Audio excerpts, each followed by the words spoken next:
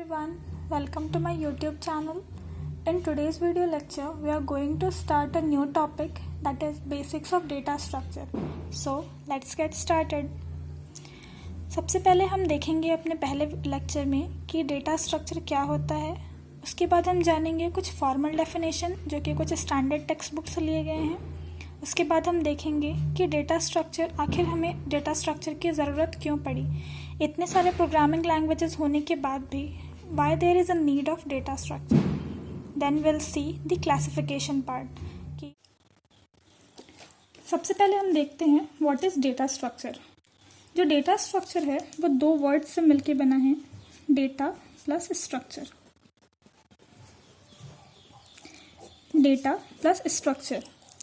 यहाँ जो data word है इसका मतलब होता है it is collection of facts and figures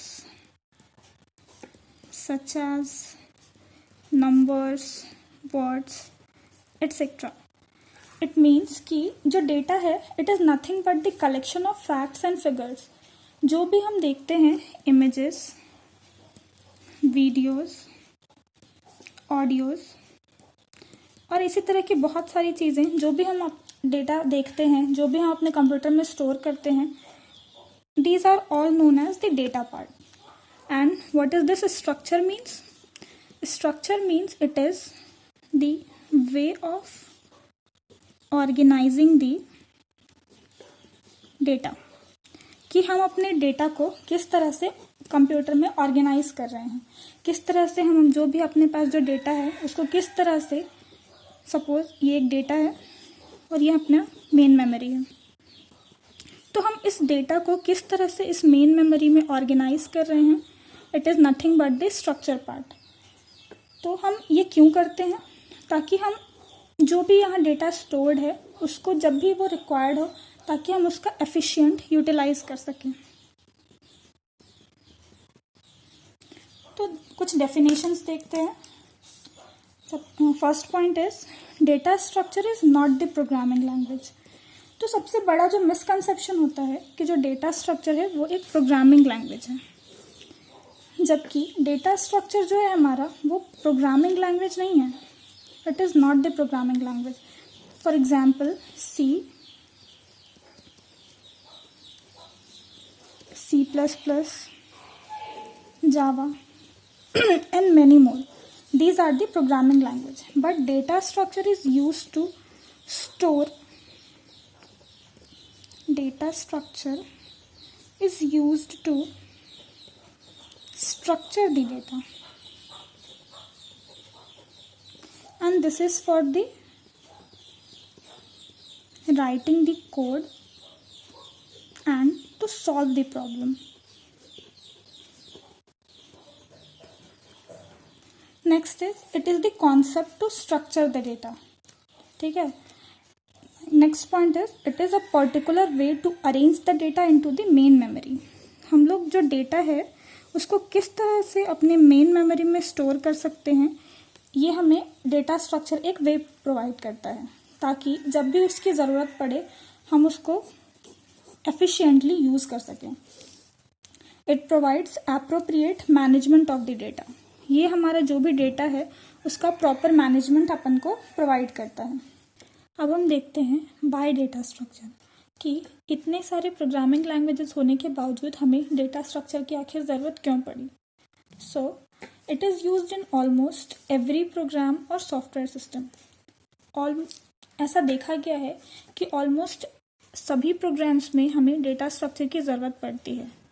data structure for example arrays, linked list,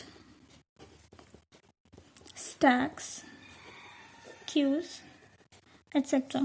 तो अगर हमें इन जो डेटा स्ट्रक्चर हैं इनकी प्रॉपर जानकारी होगी, पता होगा कि कौन से डेटा स्ट्रक्चर का कहाँ हम एफिशिएंटली यूटिलाइजेशन कर सकते हैं, तो हम अपने प्रोग्राम को एफिशिएंट बना सकते हैं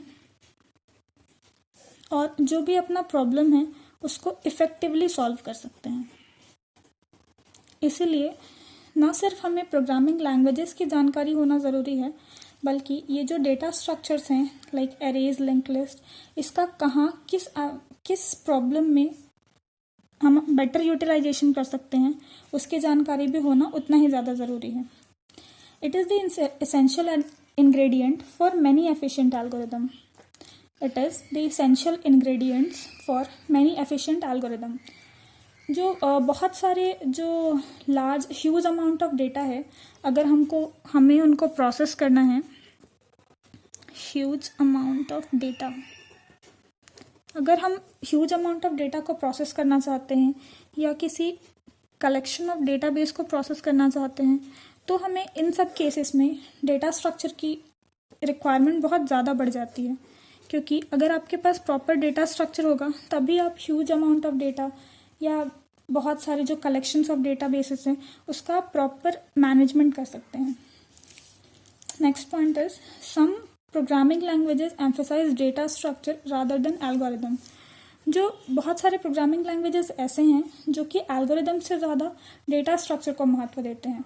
क्योंकि डेटा स्ट्रक्चर आपका जितना अच्छा होगा, जितना प्रॉपरली आप डेटा स्ट्रक्चर को यूज़ करेंगे, आपका प्रोग्राम, आपका जो भी प्रॉब्लम स्टेटमेंट है, जो भी आपका डोमेन है जिस पे आप काम कर रहे हैं, उस पे आप बेहतर ढंग से वर्क कर पाएंगे.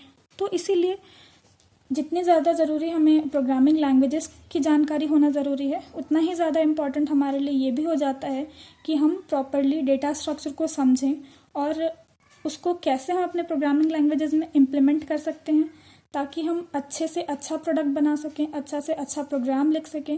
That's why we need to know about the data structure part. So let's talk about the classification part. जो हमारा डेटा स्ट्रक्चर है उसको मेनली दो पार्ट में क्लासिफाई किया गया है. पहला लीनियर डेटा स्ट्रक्चर और दूसरा नॉन लीनियर डेटा स्ट्रक्चर. जो हमारा लीनियर डेटा स्ट्रक्चर होता है, इसमें जो भी एलिमेंट्स स्टोर्ड होते हैं वो एक सीक्वेंस में स्टोर्ड होते हैं. In a particular sequence it is stored. एक पर्टिकुलर सीक्वेंस फॉलो होता है. जबकि नॉन लीनियर डेटा स्ट्रक्चर में it will not follow any particular sequence. For example linear data structure के एग्जाम्पल्स हैं array, linked list, stacks, queues. और non linear data structure के examples हैं ट्रीज, ग्राफ्स एट्सेट्रा. सो हम अपने आने वाले वीडियो लेक्चर्स में देखेंगे कि ये जो एरेज हैं, लिंक्ड लिस्ट हैं, स्टैक्स, क्यूज, ये सब का हम कैसे इम्प्लीमेंट कर सकते हैं, इनको कैसे इनिशियलाइज कर सकते हैं. सिमिलरली हम ट्रीज और ग्राफ के बारे में भी डिटेल में पढ़ेंगे. यहाँ पे मैं बस आपको एक स्ट्रक्चर बता देती हूँ कि एरेज किस टाइप का होता है. सो एरेज जो होता है वो कंसेक्यूटिव मेमोरी लोकेशंस पे अपने डेटा को स्टोर करता है. This is the example of array. जो लिंक लिस्ट होता है, यहाँ पे जो भी अपना डेटा है वो होगा और यहाँ पे जो नेक्स्ट एलिमेंट है, जो नेक्स्ट नोड है, उसका एड्रेस स्टोर्ड होगा. फॉर एग्जांपल इसका एड्रेस है 200, तो यहाँ पे वो इस 200 को स्टोर करेगा और इस नोड को पॉइंट आउट करेगा. सिमिलरली जो ये पोर्शन है वो नेक्स्ट नोड को पॉइंट आउट करेगा. और जो लास्ट नोड होता है वहाँ नल स्टोर्ड होता है. स्टैक्स में क्या होता है, this kind of structure is there for the stack, जहाँ पे हम एक के बाद एक एलिमेंट्स स्टोर करते जाते हैं और वैसे ही जब इनको निकालना होता है तो हम एक के बाद एक ही इसको निकाल सकते हैं. It follows the last in first out sequence. ये सब हम डिटेल में अपने आने वाले वीडियो लेक्चर्स में देखेंगे. तो अगर आप सीखना चाहते हैं कि ये सारा इम्प्लीमेंटेशन कैसा होता है, ये सारे प्रोग्राम्स कैसे काम कर सकते हैं, तो हम आप आगे आने वाले वीडियो लेक्चर्स को फॉलो कर सकते हैं. ये है क्यूज का एग्जाम्पल. इसका सीक्वेंस होता है फर्स्ट इन फर्स्ट आउट. तो स्टैक्स और क्यूज में बस ये डिफरेंस होता है कि ये last in first out algorithm follow करता है, जबकि ये first in first out policy को फॉलो करता है.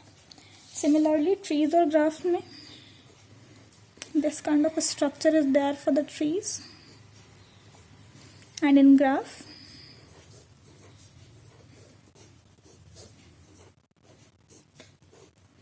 somewhat like this.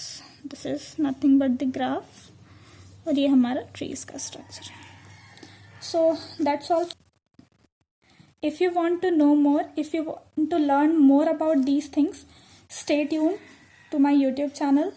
Thank you for your patience. Thank you.